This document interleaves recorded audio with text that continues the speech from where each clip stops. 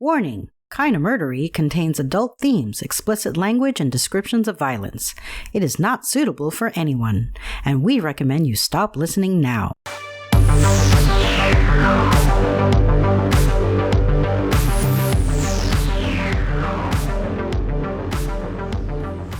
I'm Zevon Odelberg, and this is Kinda Murdery. Well, it's an exciting session for me today, guys. It's an exciting day because I am back with my good friend Anson Maddocks for another episode of Hydra double-headed hosted Kinda Murdery. Hey, Anson, how you doing today? I'm good. I'm not always as clever as I think, and I realized that in real time just now. So, today, I've got a story to tell called The Fry Cook Killer. And I should mention, in the interest of fairness and proper procedure, that I found this story in a great article on a website called onbunkerhill.org, and it's called indeed The Fry Cook Killer, and I tried to come up with an even more fun name for it, but that's pretty evocative as it is, so I decided to go ahead and just stick with it. So thank you onbunkerhill.org for this Seattle murder story that I will be telling and to Anson and to you today. So, Anson, one of the reasons I wanted to pick Seattle is I believe that's a place that you lived for a good portion of your life, yes? Yeah, quite a bit of it, actually. From the time I was 20 until, I think it was like 6 years ago, I moved out of Seattle. So since you're like 150 years old now, a long time. I actually have no idea how old I am. Age is the state of mind anyway, right? Sure. Yeah, that's what we tell ourselves as the sand keeps falling and the clock keeps ticking, right? So, yeah, I imagine all those years in Seattle, you probably had a kinda murdery experience or two. Did you not? Yeah, I stumbled into a few things. There you go. That's quite a tease, where I'm not going to let Anson tell his story now, but you will be hearing a Kinda Murdery personal story from the legendary Anson Maddocks later in the show, and I think, and I will tease this as well, it also features your very good friend Mark Tedin, does it not? This story we're going to hear. Yes, it does. Awesome. So the Kinda Murdery hijinks of Anson Maddocks and Mark Tedin are coming up, but sadly for all of you, you have to listen to the story that I've brought first, so hang in there, and we'll get to Anson, I promise. I'm looking forward to it. All right. Anson, are you ready for the story of Frank Lindsay, the Fry Cook Killer? Let's hear it. Awesome. All right, everyone. Now, please join me and Anson as we uncover what truths we can and solve what mysteries we may. Kinda Murderies, the Fry Cook Killer starts now.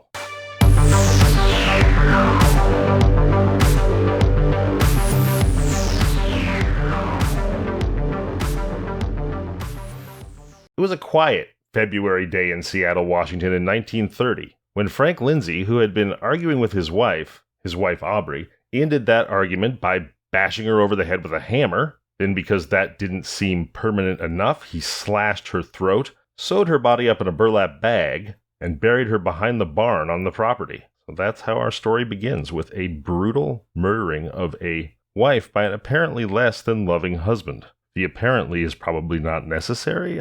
Probably could just say by a less than loving husband. Love in a way that we just don't understand. I suppose so. What do they say? Satan was the first humanist. He just wants you to do what you want and be happy, right? So maybe it's sort of that kind of love, minus the doing what you want and happiness, and inserting just dying horribly. Or a Dr. Frankenstein kind of endeavor. Indeed.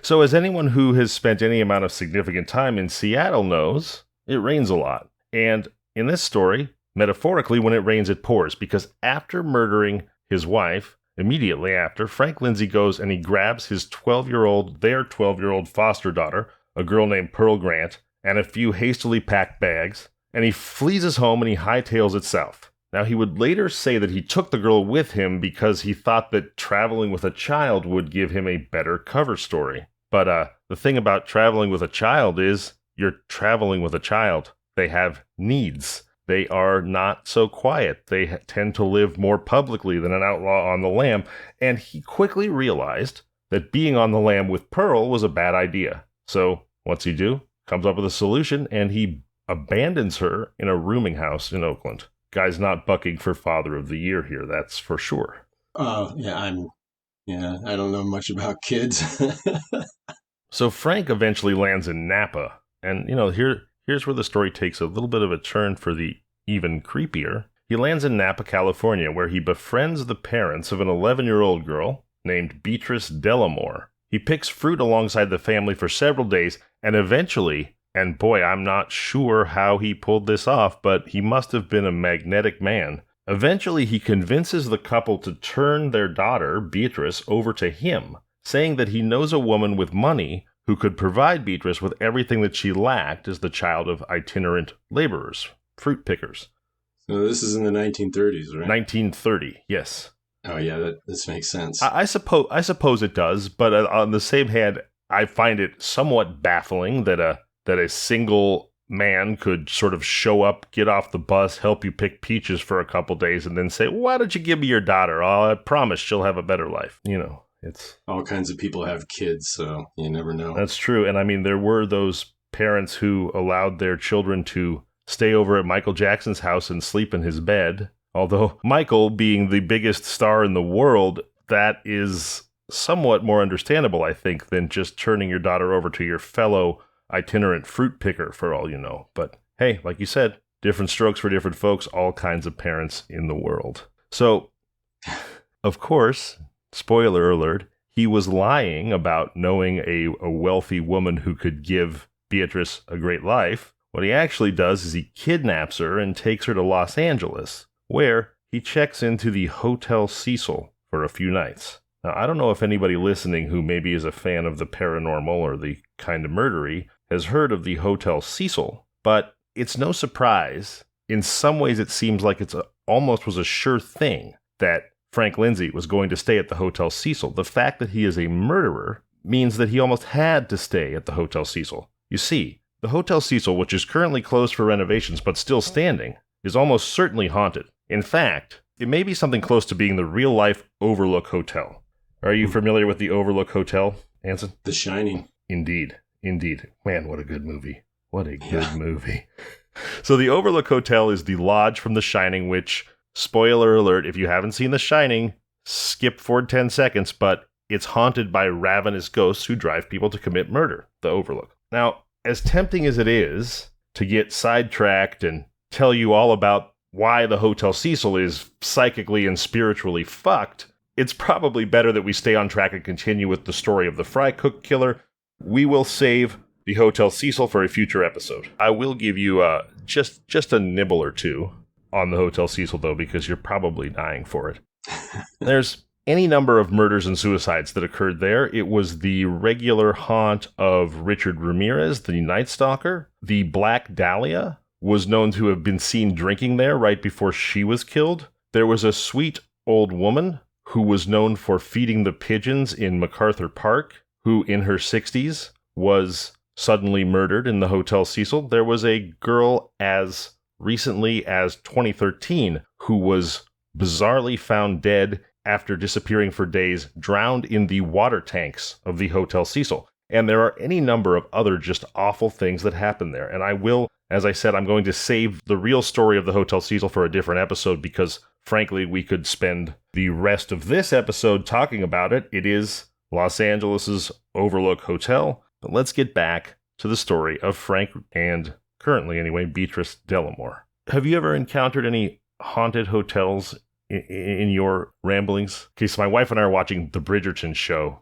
the Queen Charlotte Bridgerton show, and there's this lord who loves to walk around his wilderness estate, and he refers to his walks as rambles. So I just wanted to clarify that when I asked you if you'd ever encountered haunted properties in your ramblings, I didn't mean that you tend to ramble when you speak, but rather on your journeys through the world. Have you ever encountered any haunted spaces, Anson? Well, first let me commend you on knowing that I'm always set like a trap, waiting to go off on the slightest possibility of being offended. You're actually the opposite of that. I just didn't want to sound like a dick to the listeners. Well, it's kind of it's disappointing. I think that the kind of work that I do, doesn't give me better access to paranormal things. Extreme coincidences, just bizarre coincidences, is probably the closest I ever come to experiencing something that seems a little beyond normal. So I've never experienced a ghost or a haunting, element. But you have experienced maybe a glitch in the Matrix. Oh, yeah. Do tell. I must know. This one's strange. I'll try to do it quickly here. This is back when cell phones were just new, not many people had them. I had a cell phone and a pager. And these are your drug dealing days, right? I presume. Oh, sure. Yeah. Okay. Yeah. But because you don't necessarily want to pay for every call that comes into your phone, if you only give people the number of your pager, then you can call them back if you feel like it's worth it. Right. Mm-hmm. So I get a page while I'm at this Chinese restaurant on Broadway in Seattle, and I don't recognize the number, but I call it back while I'm sitting there, and the person picks up and I say, hello. And I noticed that on the other side of the counter, the kitchen's right there. There's a cook in there who's on his phone, and I could hear it in my other ear, him say hello. And I was like, oh, that's a weird coincidence. And I said, you called me? And he goes, yeah, sorry, wrong number. I go, okay. And I hang up, and I see this guy in the kitchen hang up, and I'm like, oh, no way. So I get up and I go over to the counter, that has the sneeze guard, and I say, excuse me, did you just dial, then I told him my number, and I showed him on my pager that it had his number, and he goes, yes, sorry. I said, that's fine, but is that kind of weird? This is a big city. What are the odds that you would happen to be in the exact place? By the way, it's not lost on me that you're telling a story about a bizarre occurrence featuring none other than a fry cook. Well done, sir. That is some narrative synergy right there. I guess, yeah, if you're not talking about French fries. Yeah. So then what? Anything further? I said, don't you think that's really strange that you dialed a wrong number, but the person that picked up the phone was sitting in the same room, basically. Mm-hmm. And he said, yes, sorry, wrong number. That is weird. That's very bizarre. For a second, I thought maybe that the signals were crossed or some such, but obviously not, because you showed him the number and he was like, yes, that is the wrong number that I dialed. Wow. Yeah. Wow. Remarkable. Remarkable. So let's talk more about Frank Lindsay. What did he do after he stayed at the Hotel Cecil? Well, he then went and sought refuge at a rooming house in Bunker Hill, which is another neighborhood in downtown Los Angeles. Representing himself as an R.F. Williams, Mr. R.F. Williams, he told people that Beatrice was his daughter. He then kept the girl for 2 weeks in the rooming house and then decided to put her back on a bus to Napa. I mean, I think in some ways, certainly the 1930s were a simpler time, and maybe this shouldn't be surprising given that Lindsay is a murderer, but he seems to have no hesitation about just sort of abandoning young girls wherever. Oakland boarding houses, throwing them on the bus to go from LA to Napa. I mean, I think no one would consider, murderer or not, would probably not consider doing that today. So it's just another one of his bullshit human attributes that makes him an even worse person. Yeah, on your red flag checklist of how to identify a terrible guy, willy-nilly abandoning 11-year-old girls, murdering your wife with a claw hammer, those are red flags. You want to leave those out of your dating profile. But upon her return home, Beatrice was able to provide information about Frank, but the elusive spouse slaughterer continued to evade capture. So they were after him? I mean, they knew he killed his wife? At this point, they were at the very least looking for him because, yes, they had discovered that the wife was dead. Okay. And to your point, to your question, Audrey's brutal slaying and speculation about Frank's whereabouts were big news up and down the West Coast.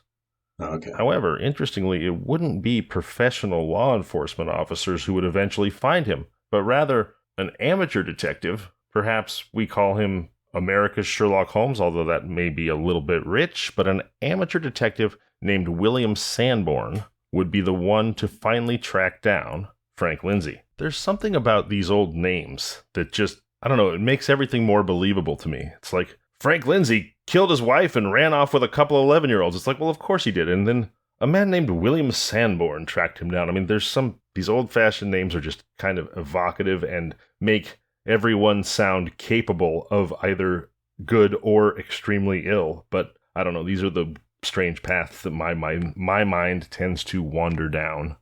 Are you saying that from, the perspective of Zevon or Anson might make those names sound old-fashioned, but yes, you can hear those names in modern times. I mean, with no offense to either of us, Zevon and Anson don't strike me as a couple of guys that would be particularly excellent at murder, kidnapping children, or, tracking down killers. I don't know. Perhaps we would. That's a perfect cover. Right. Yes, exactly. Oh, man. So for the first few months that Frank Lindsay was on the run, he'd worked as a fry cook at a restaurant that Sanborn managed on Vermont in Los Angeles. Not the state of Vermont, but the street of Vermont. Now, when Frank left that job, William lost track of him. Now, here's something that I have in common with William Sanborn. Sanborn, like myself, was a huge fan of the True Detective magazines, and anyone who listens to this show knows that I'm a huge fan of the old True Detective magazines from the 20s and 30s because I found some wonderful stories there. Sanborn, he used to consume these religiously, and in one of them, he read a lurid tale about the grisly murder of none other than a Seattle housewife. And in the same magazine, he found a description of the missing husband who was being sought for the killing, and he immediately suspected that the wanted man was none other than his former cook. Really? Yeah, right? So I love that you just told that story about being in the Chinese restaurant in Seattle and how there was this weird coincidental occurrence that you experienced because right here, and again, it's about a short order cook, we have exactly the same thing happening also in real life. I almost said in real life, but of course your life is also real. Thank you for that. Yeah. Do you feel validated? Yeah. Yeah, it helps me feel less like I'm in the Matrix. All right. So yeah, could you believe it? He went and he got a job working at a restaurant on Vermont Street in Los Angeles, and his boss just happened to be a true crime nut like those of us talking, and hope most people listening, I imagine, who just happened to read his favorite magazine and realized that he had been employing the wife killer that the country was looking for. I believe back in those days, they used to often refer to wife killers as Bluebeards. Little factoid there. Because of the wives that the famous pirate Bluebeard murdered during his tenure as an asshole. Not because most of the wives were blue hairs? Maybe. I don't have the knowledge to answer that question, but so maybe he would shave their heads and glue the blue hair to his chin? Is that why they call? No, I think I like your your version better. So here we have this crazy coincidence. Just happened to get hired by the true crime nut who realized who he was, but he'd already left the job, and so William Sanborn didn't know what had become of this murderer on the lam. But then, again, by chance, William bumped into Frank at another restaurant, still on Vermont, where the absconder was again employed as a fry cook. Man, I have to assume that he was on foot all the time or just inveterately lazy, but when he decided to flee one job to make sure that he stayed undiscovered, he went as far as walking a few feet down the street before taking another job. Yeah. It's all about the address. Yeah, exactly. Wow. Yeah, it's all about the convenience of traveling on foot. So here he goes and he runs into the same guy, this man, Frank Lindsay, our killer, who he suspects of being the Seattle wife killer that the whole country's looking for. And when he sees him the second time, it really captures his imagination. He's fueled by the exploits of the detectives that he idolized in his beloved magazines, and he vows that he's not going to let the police know about this. He's going to apprehend the killer on his own. Sounds like Hannibal. Yeah. You know, the movie Hannibal. Yeah, you're right. It does. It also sounds like a highly questionable decision. Uh-huh. I was criticizing Frank Lindsay's decision making earlier. I now have to look askance at our good guy as well. But he does. He decides, I'm going to do this myself. In his past conversations with Lindsay, when Lindsay was the cook at his restaurant, Sanborn had learned that Frank was a jack of all trades. He was not only a cook, he was also an accomplished plumber. And so he told him that he needed some work done at his home, and he sweetened the offer by offering to pay him under the table. Mm-hmm. We know one thing for sure about William Sanborn. He had balls of brass. He says, you know what I'm going to do? I'm not only going to capture this murderer on my own, but before I capture him, I'm going to make sure that he knows exactly where I live. That seems also smart. Yeah, he's just freshening the pot, I take it. He's like giving himself some handicaps. Right, he's like, this is too easy. Yeah, now we'll see if I get this done right. Yeah. So he offers him the plumbing job, and Lindsay takes him up on it. He doesn't mind getting a handful of cash for cleaning another man's pipes. That was also just a terrible, the highly inappropriate version of a dad joke. So, William Sanborn is not only a thrill-seeking attention addict. Sometimes the words that I want to use just don't enter my mind in time, and so I use others. But he's also an he's also an upstanding citizen and, as we know, a detective wannabe. And he wants to make sure that he's pursuing the right man. He calls the police and he says, I think I might know where this guy is. But he doesn't say he's in my house up to his elbows in muck right now. He says, I think I might know where this guy is. Can I come down to the station and talk to you about it? And they say, sure. And then when he gets to the station, they hand him a photo of Frank Lindsay. And he immediately identifies it as, yes, this is him. This is my former employee, the guy who's doing work in my home right now, in a move that could be described as sort of dangerous at best and completely insane at worst. And we've already sort of hinted that Sanborn's a bit of an adrenaline junkie, and telling the killer where you live is a questionable choice. Sanborn goes and he confronts Frank with the photo later at the other restaurant while Frank is working.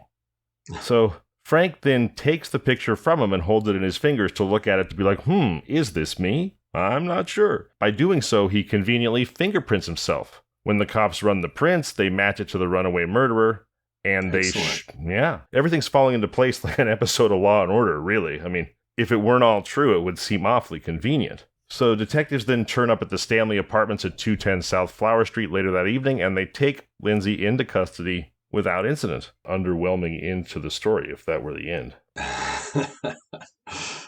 I know better. Yeah, there's more. There's more after the break. No, okay.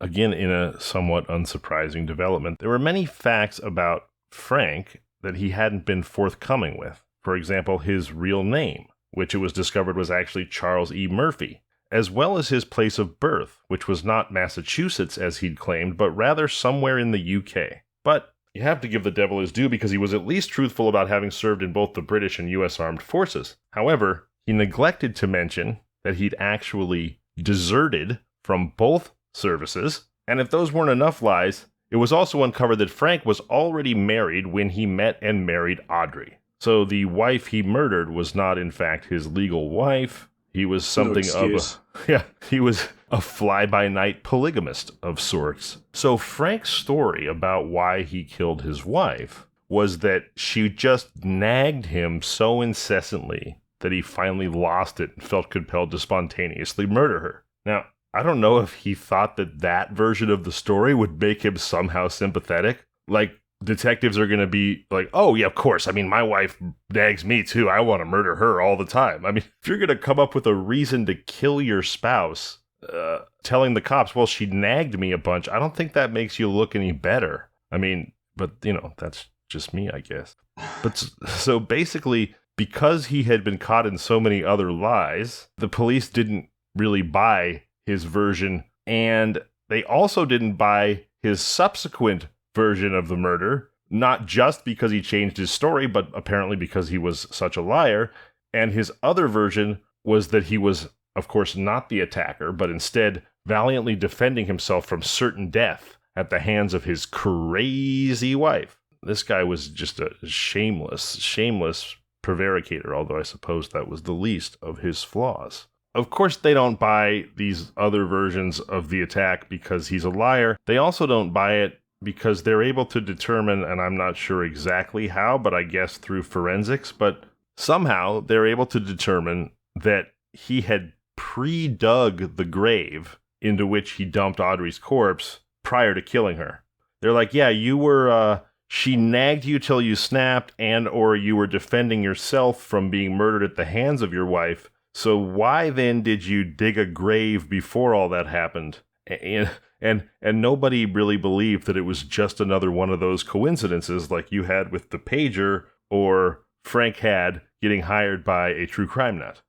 They didn't believe that maybe she dug the grave for him and he just did a little switcheroo. I guess they didn't. That may have just been that may have just been sexism on their part, though. I mean, perhaps she did. So it took them a while, but the police finally untangled Frank's web of lies, and this is where the tone of the story gets much more grave and serious than it perhaps has been so far. Of course, wife murder is grave and serious, but it's about to get worse, folks. They conclude that the fight with his wife, Audrey, that had culminated in his murder of her happened because she had accused him of criminal assault on several young girls in the Seattle area, including attacks on their foster daughters, and that she had threatened to turn him in, and that's when he snapped and murdered her. So that is pretty horrible. I think we can all read between the lines there. Kudos to the police for getting that confession, though. Yeah. And the week that he spent at the boarding house in Bunker Hill gets a whole hell of a lot darker, of course. The one thing I will say that I am a little bit surprised by is that given that he, let both of those girls go, and one of them basically took the bus back to her parents and was able to provide police information about Lindsay, it's surprising that this didn't come out sooner, that the girl wouldn't have told somebody that this was an awful, awful man, etc. But I may perhaps she was ashamed, or I mean, we don't know the details of what he did or what kind of attacks his wife was talking about. I'm just sort of surmising that they were likely the sort that we would all fear the most. But that didn't come out until later. Maybe it took Beatrice's parents a while to tell that to the cops. So this absolute piece of shit, Frank, was shackled and extradited from Los Angeles back to Washington, where he was tried and convicted for his wife's murder and sentenced to 65 years in Walla Walla prison. Justice prevails to an extent. 65 years seems like an awfully long time. It's likely to be the remainder of his natural life, especially in 1930. However, story is still not finished. It's like an M. Night Shyamalan movie, one twist after another. So you'd think that the sounds of those prison gates slamming shut in Walla Walla would have been the end of the story. You'd think that. But old Frank Lindsay, well, alias Frank Lindsay, did we ever find out what his real name was? Oh, that's right, Charles E. Murphy. He makes news again in 1947. So he was in his best behavior for those 16 years that he spent in prison, and he eventually earned trustee privileges. So by January of 1947, he was working, you guessed it, as a cook in the warden's home. Cush. Yeah, I'll say. Especially because he's literally not on prison grounds. So one day, he simply walks away from the prison and vanishes. He's on the run for most of a year, and he's finally captured in Denver, Colorado. Guess what he's doing when they find him? Not something awful. Not cooking fries? You got it.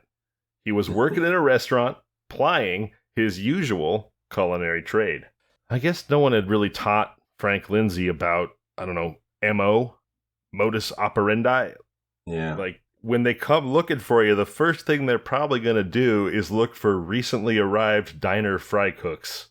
Yeah, especially if they are aware that that's his go-to job title. Yeah, exactly. Well, and at this point, they would have to be because he was functionally caught by the manager of one restaurant that he worked at and entrapped and gives up his fingerprints at another restaurant he worked at. So certainly they knew it was his go-to. After this unsuccessful. I think unsuccessful is a little harsh. She was out for almost a year. Let's call it semi-successful escape from prison. Although, isn't it a successful escape if you just make it outside of the compound? Like, how long do you have to be escaped? Do you have to be escaped forever for it to be a successful escape? I feel like as soon as you're on the other side of those gates, you've escaped. I think the harder it is for them to find you, the more successful the escape. I mean, going from Walla Walla to Denver, that's pretty far. You'd think he should have been in the clear, but just staying visible doesn't do him any good. Yeah, no. So basically, what you're telling me is no. You want the full Shawshank. You want to. In other words, not that you want that for Frank Lindsay, but in your mind, a truly successful prison escape results in permanent freedom. Yeah, the ones that don't make make stories about are probably the ones that are the most successful. It's like if you know a ninja, you probably don't know a ninja. Right. Ninjas aren't known. Right. Yeah. People that tell you how great they are tend to not be that great is a pretty safe assumption.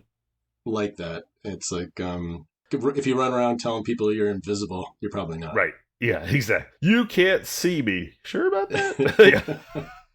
That's a classic. All right, so I'm gonna say it's a successful prison escape if you're free at least until your next crime unrelated to the escape. That's the caveat I'm gonna offer on that one. But after his, I guess, unsuccessful escape from prison, Frank would then disappear from the newspapers entirely. So for our purposes, that is, after 2 fake endings, we've now reached the end, at least in pop culture awareness, of the story of the fry cook killer, one Frank Lindsay and or Charles E. Murphy.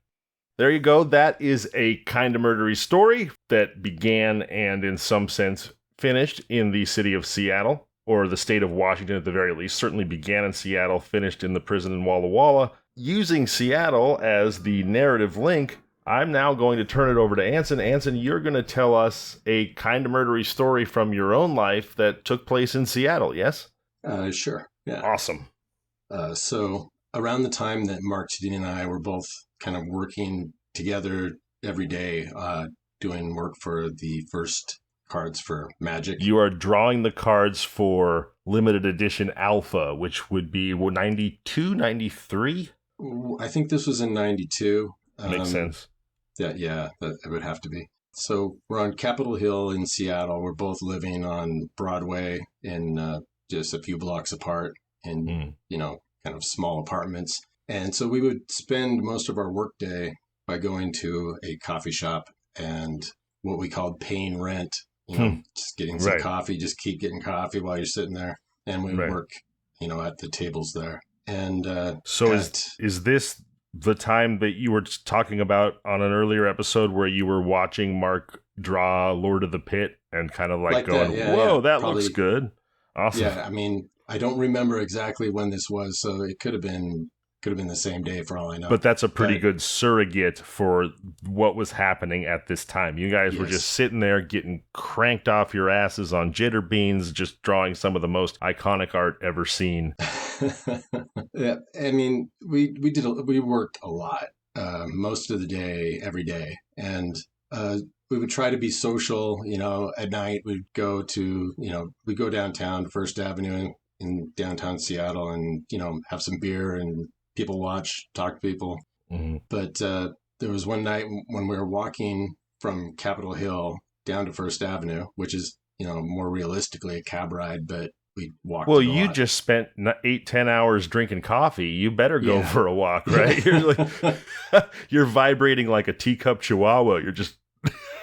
Yeah, I'm going to use street names because people, if anybody's listening to this and knows Seattle, then they'll be able to relate to it. Sure, please. But we were walking down Denny Way as it crosses over I-5, and on this overpass, if it's just a bridge for 2 lanes, I don't know. Yeah, that's an overpass. Okay, all right. So we're walking down the left side where the sidewalk is, and we could see the lights on an ambulance. We can see an ambulance, parked next to the sidewalk we're on. Sure.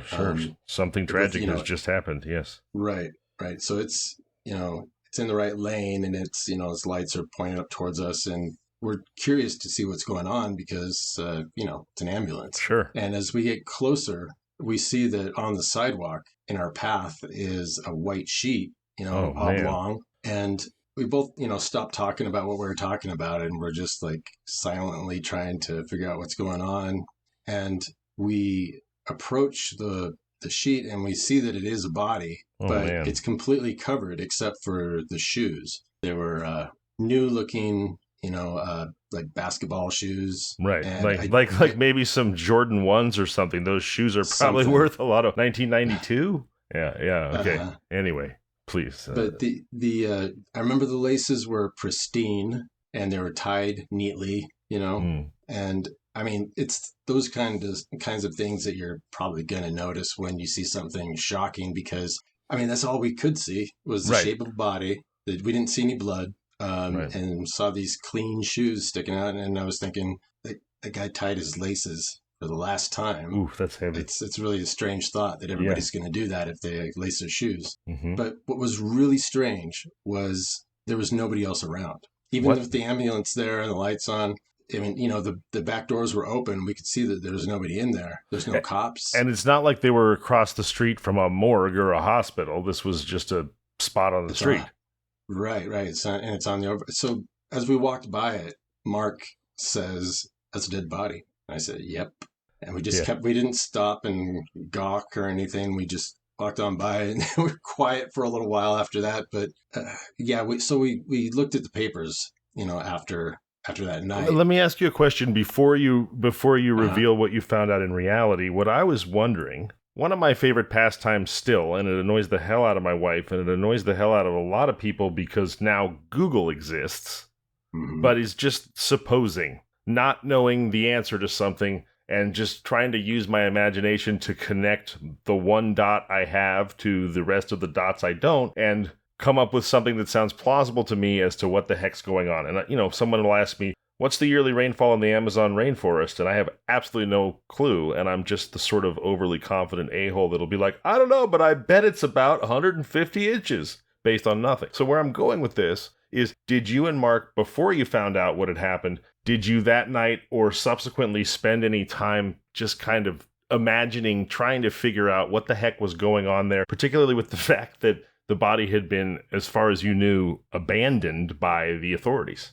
Yeah, I was thinking that maybe the police were there and they took off to go, see if they could track down who might have done it. There being no paramedics was really baffling, that they would just leave the vehicle there and the body, and it was... Exactly. You could imagine that the police get a call for a shootout at a bank, and they're like, well, this guy's already dead. We better go try to deal with that. And then the paramedics get a call for somebody having a heart attack at a high school, and they go, we got to go help that person. Okay, but then, as you just alluded to, the ambulance would not be there. This is an abandoned, open ambulance, probably full of, syringes of adrenaline and all kinds of other fun drugs that you don't necessarily want to leave on the street. And they've just left it along with a expired human. It's baffling. Right.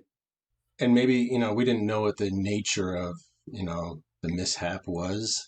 And maybe it involved paramedics, maybe somebody who was, wielding a gun, shot one of the paramedics, maybe. Interesting. Or maybe the paramedics saw something and they agreed to try to identify a suspect that, the police had pinned somewhere else. And it just... Or they screwed up and killed the guy and just were like, fuck, we got to get out of here. Profile of them running through the city.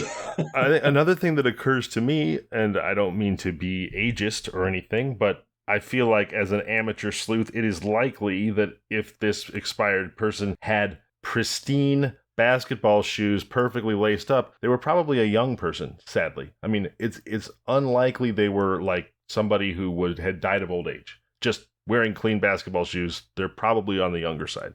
Right. And what's sad about it is that it turns out that what we read in the paper, a couple days later, was that somebody on Denny stopped because he saw a man and a woman, and the man was kind of roughing up the woman. Oh, jeez. He evidently stopped to try to break it up, and the guy pulled out a gun and shot him. Oh, jeez. And then the man and the woman took off and were apprehended later. But it reminded me a little bit of myself, in that I really have a real hard time staying out of an abusive situation like that, where somebody who is being overpowered by somebody else who doesn't need to be hitting them. Yeah, you can just walk away. So you're a good person. You've got that hero gene. Yeah. Well, I don't know, but I was just thinking, that's a good way to get yourself killed if you don't know the situation well enough. Yeah, I mean, I like to think that I think I would have done the same thing that guy did, and probably gotten shot for it. It doesn't always boil down to actually making a decision. Sometimes you just react to something because there's a spontaneous, trigger in you that goes off and makes you act. Right. And you realize after the fact that you don't even remember making any decisions. You just were kind of along for the ride. Right. No, that's for sure. And, somebody who's likely to make that decision, then if they thought it through and they did nothing because they were like, oh boy, I might get shot, then you have to live with that too, because you don't know you're going to get shot. And then you have to live with your own sort of cowardice, having felt like you should help a person who was victimized and choosing not to because of the possibility of being harmed yourself. Right. Man, that's a rough one. Summer after my sophomore year in college, I got my two front teeth punched out. What had happened was I was sort of stupidly one of the older people at a high school party that my friend's younger brother was throwing. And my friend said, you want to come kind of keep an eye on these high school kids? Which, public service announcement, if you are over 21, do not babysit high school kids doing illegal things. Just say no. So anyway, there was a rivalry at this particular high school between the football team and the soccer team. And what it boiled down to was the soccer kids were all from educated professional families with money, and the football kids were from the opposite of that and lived in like a poorer part of town, and they hated each other. There was a particularly abusive football player who was hated by the whole soccer team, and he was denied entry to the party. And the upshot of that, he showed up around 10. We didn't let him in. The upshot of that was he came back at about 4 a.m. with friends. They busted into the house, and I walked out of a bedroom to see these guys throw a punch at my friend's little brother. Now, the bad guys, as it were greatly outnumbered, but they also had a reputation for being real ass kickers. So essentially the whole soccer team was cowering in fear while 3 football players were starting to beat on people. So I saw him throw a punch at my friend's little brother, and I ran up and I separated them, and I was just like, guys, come on, let's not do this. Because, sure, I'm 22, but in my mind, these are like little kids, these 17-year-olds. Of course, they're not physically little kids. And so I'm just trying to hold them apart. I'm not fighting anybody. And the football player I had kind of longish hair at the time. He starts yelling at me, you dirty hippie, you crazy liberal. And then he steps forward and he just punched me right in the mouth.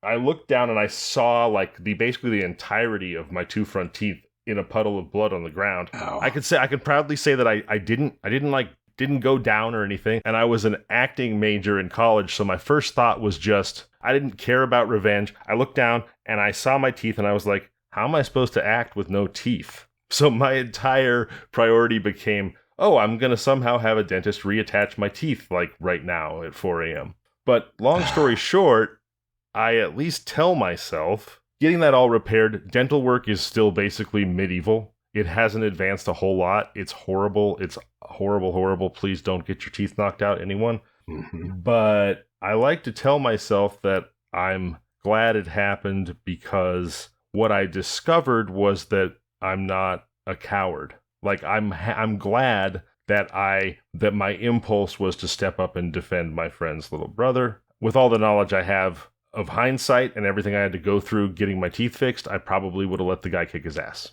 But my impulse was otherwise. So I think what you're saying is you took one for the team. Yeah. And by the way, de-escalated the situation. Well, what happened was as soon as my teeth were on the floor, the soccer team just realized that they outnumbered the bullies 15-3 and ejected them from the house. But that was sort of the inciting incident for everyone else discovering their spines, so to speak. It was climactic and blood was involved, so maybe that was enough to satisfy them. Yeah. But hey, I also survived, unlike the poor person in your story. Yeah. Yeah. Well, that was a great story, Anson. Thank you so much for sharing it. Yeah, you're welcome. Thanks for helping me experience it. All right. Well, there are our Seattle-based Kinda Murdery stories. Anson, as always, thank you so much for being here with me. It's a joy to spend time with you. It was fun. Thank you. For Anson Maddocks, I'm Zevon Odelberg, and this has been Kinda Murdery.